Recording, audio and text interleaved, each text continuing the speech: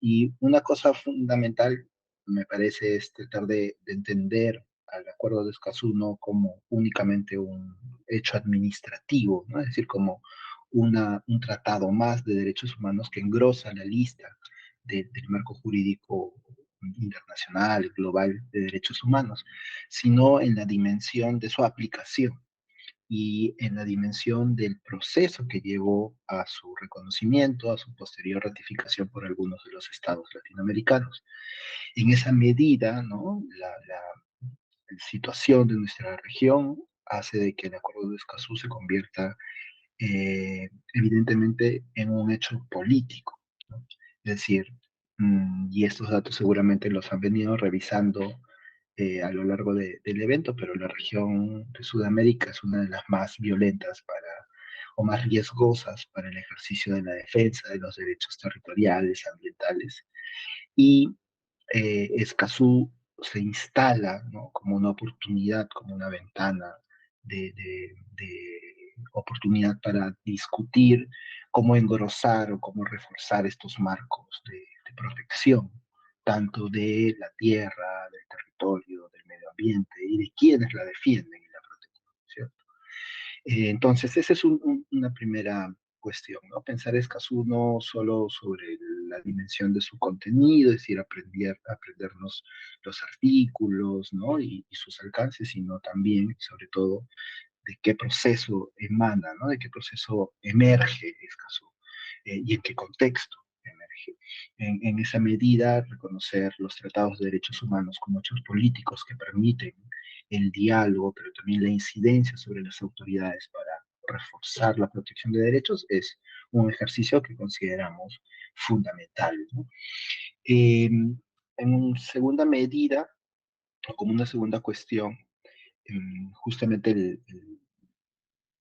el contexto actual de amenazas hacia la tierra, el territorio y defensores hace necesario conocer Escazú, pensando en su aplicación, desde esta composición de cuatro niveles, ¿no? En donde tenemos, por un lado, o al derecho al acceso a la información ambiental, en un segundo nivel al derecho a la participación en procesos de toma de decisiones ambientales, en un tercero al acceso a la justicia, ¿no? También como un derecho, y en un cuarto nivel como un elemento que complementa estos tres derechos a los mecanismos para no solo reconocer, sino proteger a los defensores de derechos ambientales y derechos humanos. Eh, Estas cuatro composiciones, esta estructura de cuatro bloques, ¿no? Divididos en artículos, lo que nos plantea es herramientas, ¿no? Para poder hacer frente a una ampliación, ¿no? En varios de nuestros países del modelo extractivista o de modelos de gestión del territorio que han generado durante décadas muchos más impactos que beneficios. Y en esa medida enfrentamos diferentes discursos, ¿no? Externos eh, sobre para qué firmar un tratado adicional de derechos humanos, en qué medida esto suma, ¿no? Y no representa, como en el Perú, por ejemplo, se instaló de manera muy fuerte la narrativa de que Escazú, como un tratado internacional, es más bien una herramienta que vulnera la soberanía de nuestro país, ¿no? Que permite que otros desde fuera decidan sobre cosas internas. Y nada más lejos de la verdad, ¿no? Lo que busca Escazú es fortalecer nuestros marcos y generar a partir de ese fortalecimiento de los marcos nacionales puntos de encuentro que permitan usar, conocer y aprovechar experiencias de otros países que tengan, en este caso, marcos parecidos, ¿no? Si es que ratificamos todos y empezamos a aplicar Escazú, marcos parecidos para incorporar en nuestras legislaciones también lecciones aprendidas y tratar de, desde una lógica de prevención, evitar escenarios de vulneración. En esa medida, en contextos de contaminación, de derrames petroleros, del aumento de la tala y la deforestación en la Amazonía, en contextos en donde las actividades ilegales se han incrementado. En el Perú, por ejemplo, se han casi duplicado las hectáreas de cultivos ilegales, lo cual incrementa no solo la presencia, sino la violencia de las actividades ilegales en los territorios. Todas estas condiciones hacen que, por un lado, el acceso a la información pública sea fundamental, no solo de manera reactiva, ¿no? Sino de forma en que, perdón, sino de forma en que pueda servir de manera para construir acciones de prevención, de alerta temprana, ¿no? El acceso a información sobre proyectos, sobre iniciativas de los gobiernos, pero también sobre la propia información que recogen los estados del avance de estas actividades ilegales, pueden generar o pueden ayudar a fortalecer acciones de prevención y de alerta. En la medida en la que el derecho a la participación en procesos de toma de decisiones ambientales pueda ser también ejercido como parte del reconocimiento de aplicación del Acuerdo de Escazú, tenemos que existen ya experiencias, ¿no? No solo informativas, sino de acción, es decir, en la que las comunidades locales, pueblos originarios o indígenas ejercen su derecho a la participación, no solo en los marcos reglamentados por los estados, sino desde ejercicios más autónomos, ¿no? Que por lo general no son reconocidos por las autoridades. Por ejemplo, sistemas de vigilancia, monitoreo, guardabosques indígenas o originarios de poblaciones tradicionales, ¿no? Que ejercen control sobre sus territorios. En esa medida, el acuerdo de Escazú, con el reconocimiento, el fortalecimiento de lo que sería el derecho a la participación en cuestiones ambientales, permitiría reconocer o identificar algunos mecanismos que permitan incorporar estas experiencias, ¿no? En un tercer bloque señalábamos el acceso a la justicia, ¿no? Y en esa dirección, no solo eh, vincularnos a los sistemas ya conocidos, establecidos, oficiales en cuestión de justicia, sino poder incorporar a quienes son vulnerados por su actividad de defensa del territorio, de protección del medio ambiente, a acceder a mecanismos de justicia, ¿no? Que sus casos, sus demandas, sus denuncias por afectaciones sean parte o sean tomadas en cuenta de una manera incluso con mayor énfasis en algunos contextos, ¿no? Y el último bloque, referido a los defensores de derechos humanos, los defensores ambientales, encontrar formas también institucionales para que nuestras autoridades, nuestros gobiernos y estados puedan reconocer la importancia de la labor de los propios defensores. Eh, y en el escenario que señalé de aumento de violencia, de las fronteras extractivas, de proyectos de infraestructura y conectividad sin altos estándares, lo que se hace cada vez más necesario y urgente es no solo tener una lista de personas vulneradas, violentadas y afectadas, incluso desaparecidas físicamente, sino lo que necesitamos es un registro de estrategias de protección que sea incorporado por las propias autoridades, estrategias de protección que no solo estén dictadas por el Estado, sino que en el marco del Acuerdo de Escazú sean potenciadas a partir de las propias prácticas territoriales, ¿no?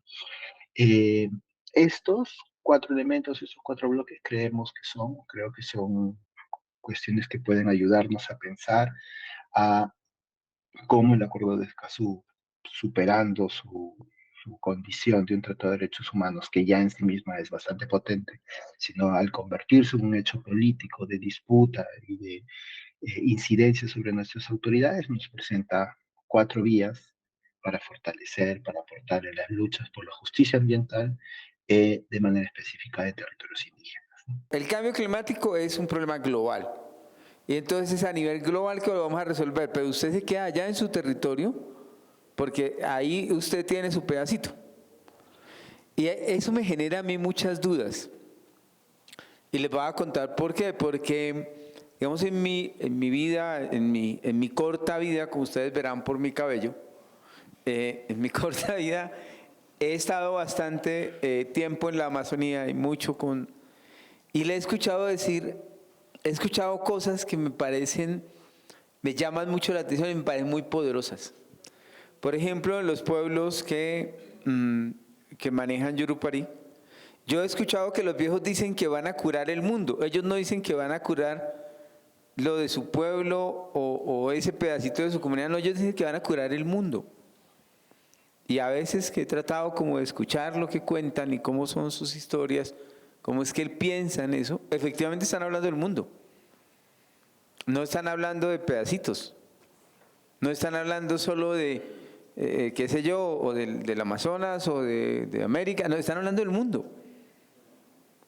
Entonces, ahí es donde empieza uno de los problemas que creo está en la pregunta que me plantean ustedes, Milena. Y es, ¿cómo vamos a hacer para conversar de verdad respecto de cómo es que entendemos la vida? ¿Cómo es que entendemos la vida? Y sobre esa conversación es que hay que avanzar. Porque el asunto es que la manera como se habla de cambio climático, además de ese desnivel que estoy mencionando, tiene de por sí que se concentra la conversación en cómo un modelo económico y un modelo de sociedad que causó el problema quiere resolverlo sin cambiar. Ese en parte es el problema. Es demasiado atrevido, pero hay una compañera que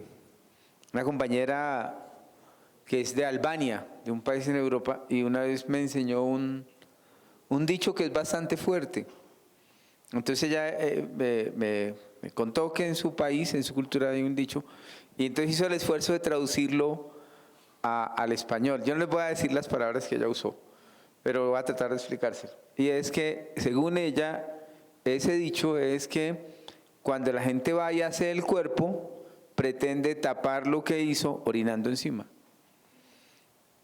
O sea, eso es lo que creo que está pasando. No hay una verdadera reflexión de cuál es el problema, sino que se plantea que hay un problema, pero no se mira qué tanto tiene que ver el modo, y no me refiero solo al modo de producción o al modelo económico, sino a la construcción social que tenemos. Y cuando hago referencia también a lo que dicen los viejos de curar el mundo, es porque en esa curación lo que se habla es de cómo cuidar la vida. O sea, no se está hablando de cuidar una plantica o con un animalito o cuidar solo los seres humanos, se está hablando de cuidar la vida. Y eso es otra conversación. Entonces, cuando me preguntan que cómo podemos asegurar el respeto de los derechos de los pueblos indígenas, ahí para mí parte un primer asunto, y es que requerimos cambiar la manera como estamos conversando. Requerimos cambiar esa visión de que hay un problema global y allá en lo local solo son operadores de unas decisiones globales. Es decir, la relación entre ese territorio y las discusiones globales tiene que ser más clara, más profunda. Tiene que haber un escenario o una posibilidad que en los escenarios en los que se está discutiendo sobre el tema climático entren otras voces, entren los sistemas de conocimiento indígena y planteen también otra perspectiva. Si no, no lo vamos a lograr, porque como estamos solamente obedeciendo. Bueno, a mí no me gusta ser muy obediente. Bueno, no, ahora sí, porque me toca estar en la casa y eso. Me he vuelto más obediente, pero es que somos muy obedientes. Hay un compañero de Amazonas, Abel Márquez, que dice, el problema de nosotros los indios es que somos muy obedientes.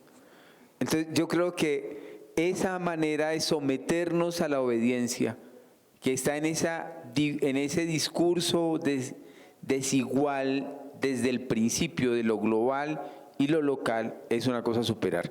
Y voy a mencionar el otro tema, ya para pensar en Colombia. O sea, hay un problema serio para mí. Y hay otro asunto que tiene que ver con Colombia y un poco para meterme en el tema de Escazú. Ayer yo sé que el senador Julio César Estrada habló aquí sobre una preocupación, diría yo, en cuanto al tema de justicia ambiental. Y que la justicia ambiental, tal como está escrito, no como tiene que hacerse, no necesariamente es así, pero como algunos lo están entendiendo, en el acuerdo de Escazú termina siendo un tema del aparato de justicia, o bien sea administrativo o bien sea el Poder Judicial. Esa discusión, yo entonces no voy a volver ahí, pero sí hay un puntico allí y es este. El tema de justicia ambiental tiene que ver con cuál es el sistema de conocimiento y por lo tanto el sistema de regulación y por lo tanto las instancias de decisión para ordenar el territorio, para tomar decisiones sobre un territorio. Y eso en Colombia tiene que ver con algo que es definido, entiendo, no solo entiendo, sé que está definido por los pueblos indígenas como estructural, y es la efectividad de su ejercicio de autoridad ambiental en lo territorial.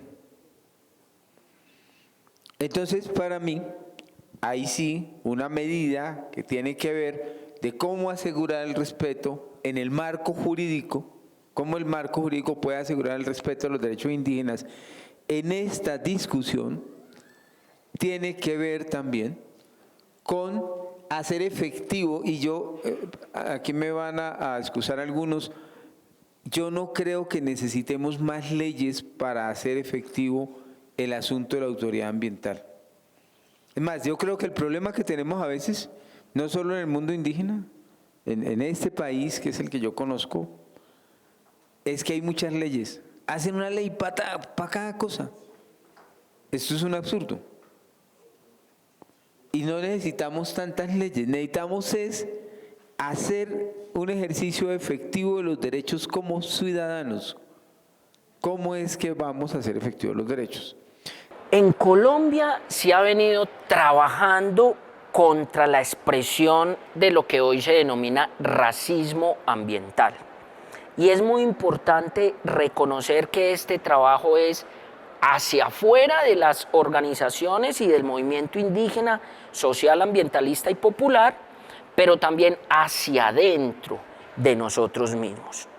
Y voy a empezar hacia adentro. ¿Cómo hemos venido luchando contra ese racismo ambiental por dentro del movimiento indígena? Afianzando los elementos de nuestros sistemas de conocimiento, afianzando y poniendo en práctica el ejercicio de la cosmovisión y de la cosmogonía de cada pueblo, fortaleciendo los gobiernos propios, porque nosotros habitamos en los territorios y somos los llamados a contribuir para que exista ese equilibrio tan perseguido entre la economía y el cuidado, la protección y el relacionamiento con la madre tierra. También hacia adentro hemos venido luchando contra el racismo ambiental, preparándonos más en los elementos propios culturales, pero conociendo también los elementos del sistema de conocimiento del otro, de los teóricos, de las teóricas, de los intelectuales, de los académicos, de los activistas, porque también tienen muchos elementos para aportar. ¿Y por qué decimos que eso es una expresión para luchar contra el racismo ambiental? Porque cuando nos vamos hacia afuera, que son las otras estrategias, vamos a tener mayor consistencia en lo que proponemos, vamos a tener mayor fuerza en la argumentación y vamos a tener un respaldo como movimiento indígena del sistema de conocimientos de los pueblos indígenas de Colombia. Y podemos citar ejemplos concretos. Lo que pasó con los niños de la Madre Selva, de un pueblo ancestral de la Amazonía colombiana.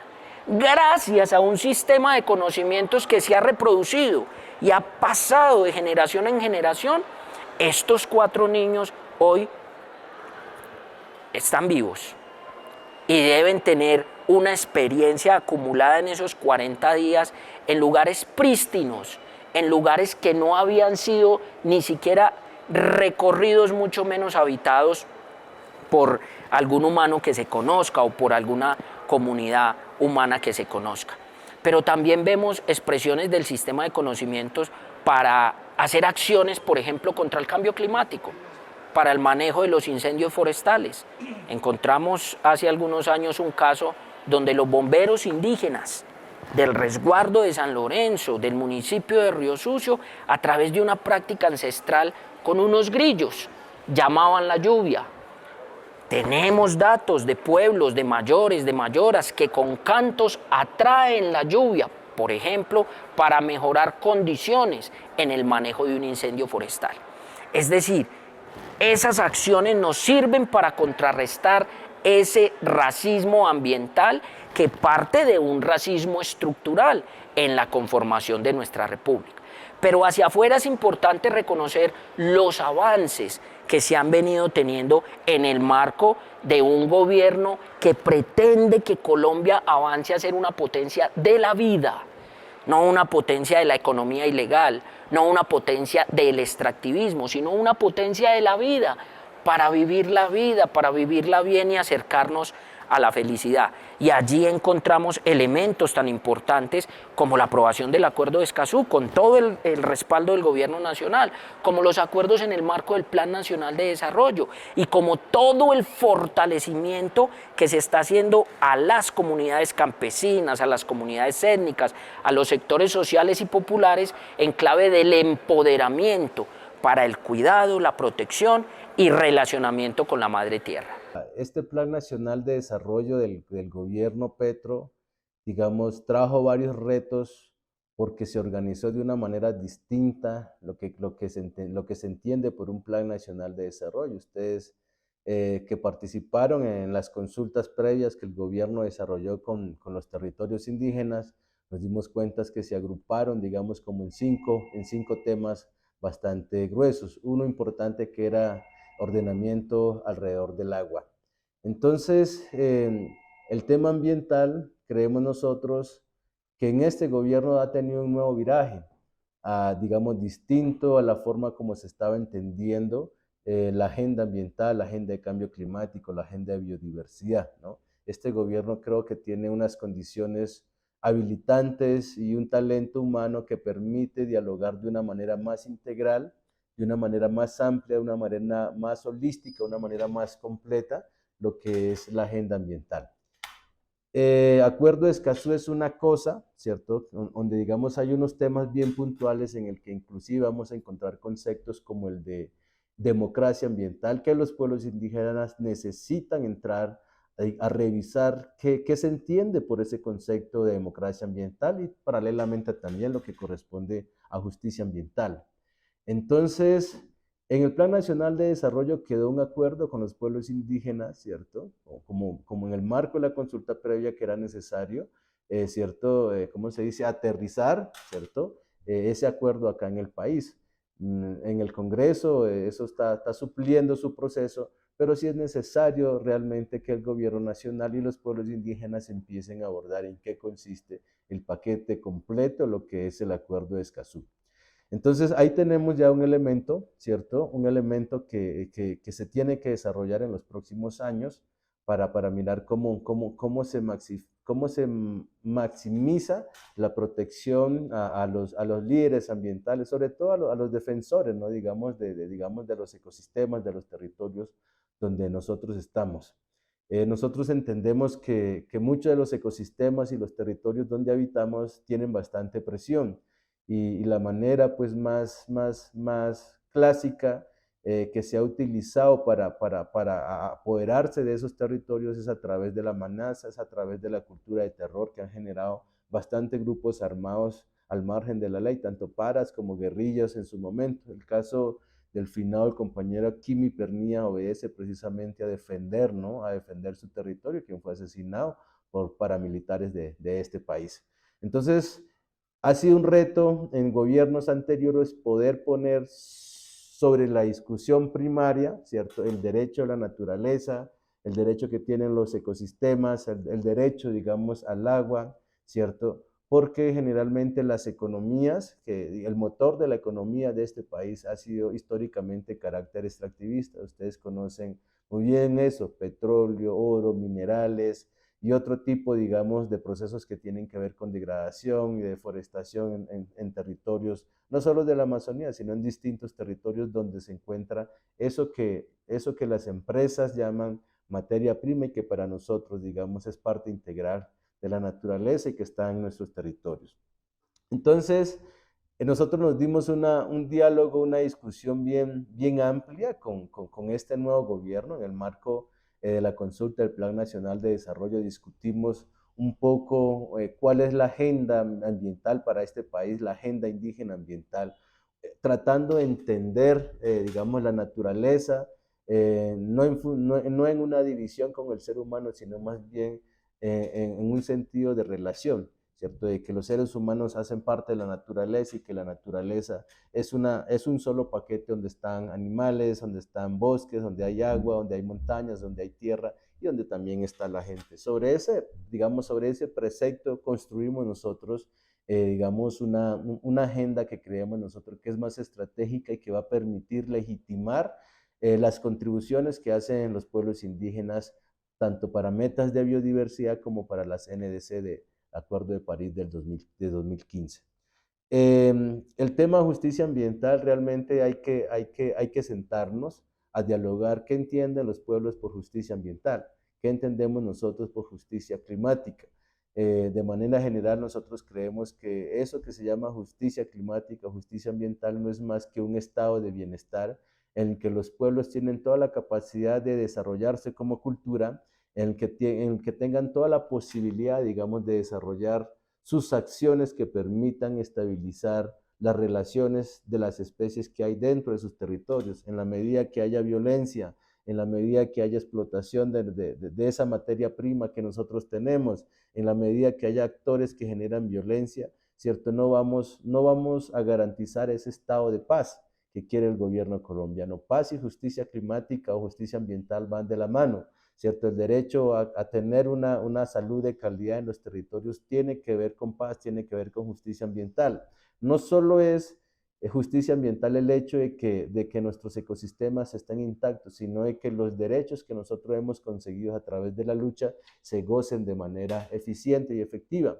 Ustedes recuerdan que la Corte Constitucional hace algunos años emitió un concepto diciendo que habían un estado de cosas inconstitucionales y sacó unos autos de seguimiento, ¿cierto? Erradicar ese estado de cosas inconstitucionales por parte del Estado, digamos, tiene que ver con ese concepto de paz total, paz duradera y, digamos, de alguna otra manera con ese concepto de justicia climática o justicia ambiental. ¿Cómo garantizar los derechos de los pueblos indígenas en este marco de nuevos marcos jurídicos? Entonces, una de las propuestas es la participación,